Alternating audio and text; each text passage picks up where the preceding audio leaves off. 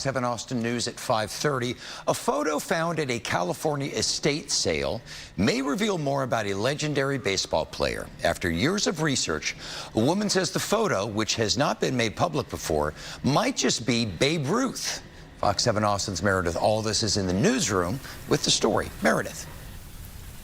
Yeah, Mike, not only does she believe it's him, a forensic artist agrees. Going, it's gone. The greatest home run hitter of all time, Babe Ruth. He's the most recognizable name in baseball history, a legend, an icon.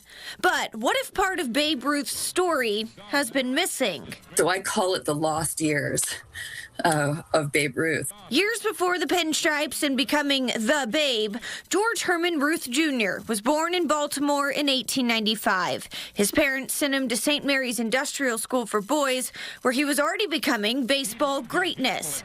But between his early years and his late years in school, there's a gap.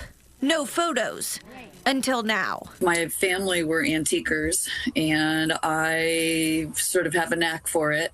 Storm Glenn says she was just browsing an estate sale in California and bought a few random items. It wasn't until I carried it all out to my car, we looked at it together, and it has a circle drawn around one of the players' face that has a line out that said Ruth. And we both said, "What?" The photo showed a youth baseball team, one face circled, and to Glenn, it looked strikingly familiar. That moment launched an 11-year investigation tracing Babe Ruth back to a youth team called Cherryvale. My journey sort of started with the Cherry connection to Baltimore. Glenn followed her research, even identifying what she believes is the exact spot the photo was taken in Cherry Hill, Baltimore. And she even studied Ruth's features.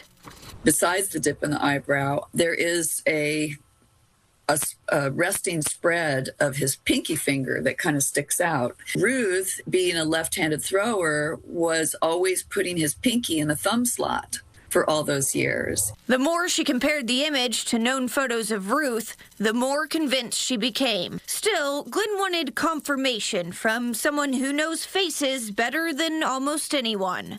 I hold the record for identifying the most people of any forensic artist in the world. Forensic artist Lois Gibson says her work goes beyond resemblance. Age progression, an intense knowledge of the structure of the skeleton, and then I did about 8,000 portraits before I did this, so I'm intimately understanding of faces. So she tested the theory. If you take one and lay it on top of the other transparently, here they are about 50-50.